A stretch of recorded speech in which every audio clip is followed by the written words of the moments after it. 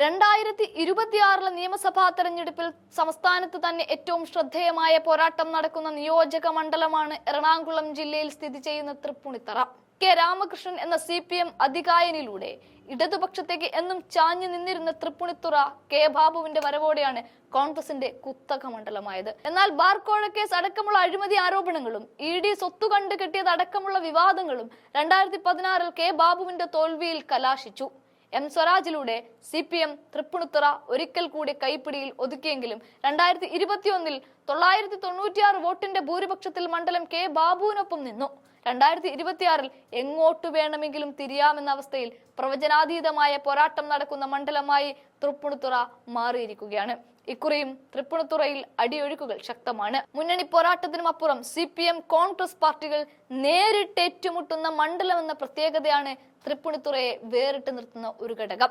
തൃപ്പൂണിത്തുറ, മരട് നഗരസഭകളും കണയന്നൂർ താലൂക്കുകളിൽ ഉൾപ്പെടുന്ന കുമ്പളം, ഉദയംപേരൂർ എന്നീ പഞ്ചായത്തുകളും കൊച്ചി താലൂക്കിൽ ഉൾപ്പെടുന്ന കൊച്ചി നഗരസഭയുടെ 11 മുതൽ 18 വരെ വാർഡുകളും അടങ്ങുന്നതാണ് തൃപ്പൂണിത്തുറ നിയമസഭാ മണ്ഡലം. 2 ലക്ഷത്തിൽ പരം വോട്ടർമാരാണ് ഈ മണ്ഡലത്തിലുള്ളത്. 1965 മുതൽക്കാണ് തൃപ്പൂണിത്തുറയിൽ തെരഞ്ഞെടുപ്പ് പോരാട്ടം നടക്കുന്നത്. കന്നി മത്സരത്തിൽ തന്നെ TK രാമകൃഷ്ണനിലൂടെ മണ്ഡലം CPM കൈപ്പിടിയിൽ ഒതുക്കുകയും ചെയ്തു. പിന്നീട് 1977, 80 വർഷങ്ങളിലും TKയിലൂടെ CPM വിജയിച്ചു കയറി. 1991 വരെ മാത്രമാണ് തൃപ്പൂണിത്തുറ CPM കുത്തക മണ്ഡലം എന്ന പേര് വെച്ച് അനുഭവിച്ചത്. 91 കോൺഗ്രസിനായി കളത്തിലിറങ്ങിയത് A ഗ്രൂപ്പിൽ നിന്ന് കെ ബാബു. എതിരാളിയായി എത്തിയത് എറണാകുളം ജില്ലയിലെ ഇടതുപക്ഷത്തിന്റെ ഏറ്റവും കരുത്തനായ നേതാവ് MM ലോറൻസ്. 4946 വോട്ടുകൾക്ക് ലോറൻസിനെ അട്ടിമറിച്ച് കെ ബാബു തൃപ്പൂണിത്തുറയിൽ വിജയി കുതിപ്പ് തുടങ്ങി. 1996 ഭൂരിപക്ഷം 14,000 കടന്നതോടെ തൃപ്പൂണിത്തുറയിൽ ജനനായകൻ കെ ബാബു തന്നെയാണ് ജനവിധി എഴുതിയത്. തുടർച്ചയായി 5 വട്ടമാണ് ആ മണ്ഡലം കെ ബാബുവിനെ കൈതൊട്ടനുഗ്രഹിച്ചത്.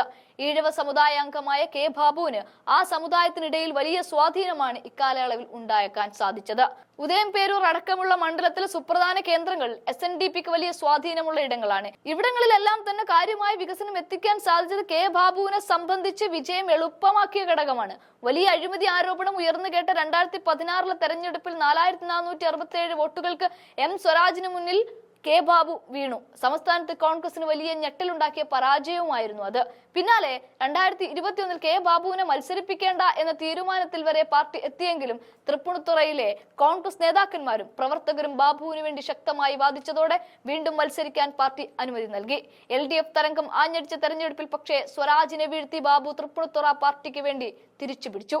2 ലക്ഷത്തിൽ പരം വോട്ടർമാരുടെ തൃപ്പൂണിത്തുറ മണ്ഡലത്തിൽ 62% ഹിന്ദുക്കളാണ്. അതിൽ തന്നെ പകുതിയിലേറെ വോട്ടർമാരും ഈഴവ സമുദായത്തിൽ നിന്നുള്ളവരാണ്. 2026 കെ ബാബുവിനെ മാറ്റി പകരം പുതുമുഖത്തിന് അവസരം നൽകുമ്പോൾ സാമുദായിക സമവാക്യങ്ങൾ കോൺഗ്രസിന് സ്വാധീനിക്കും.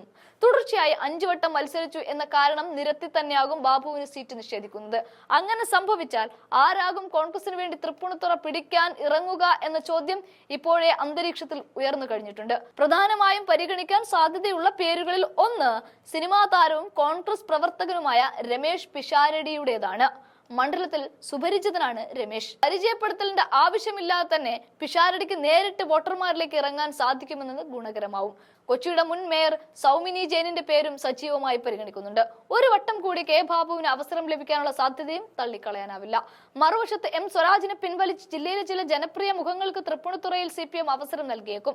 മുൻ ജില്ലാ സെക്രട്ടറി CN മോഹനൻ, അരുൺ കുമാർ എന്നിവരുടെ പേരുകൾ പറഞ്ഞു കേൾക്കുന്നുണ്ട് എങ്കിലും ഒരു വനിതയ്ക്ക് അവസരം നൽകാനുള്ള ആലോചനയും CPM നടത്തുന്നുണ്ട്.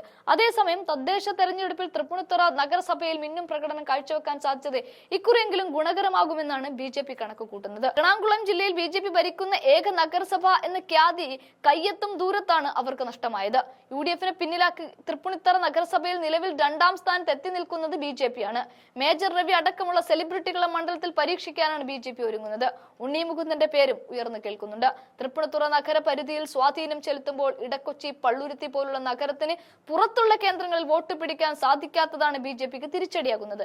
എന്തായാലും കേരളം കാത്തിരിക്കുന്ന ആവേശ പോരാട്ടമാണ് തൃപ്പൂണിത്തുറയിൽ നടക്കാൻ പോകുന്നതെന്ന കാര്യത്തിൽ മാത്രം ആർക്കും തർക്കമില്ല.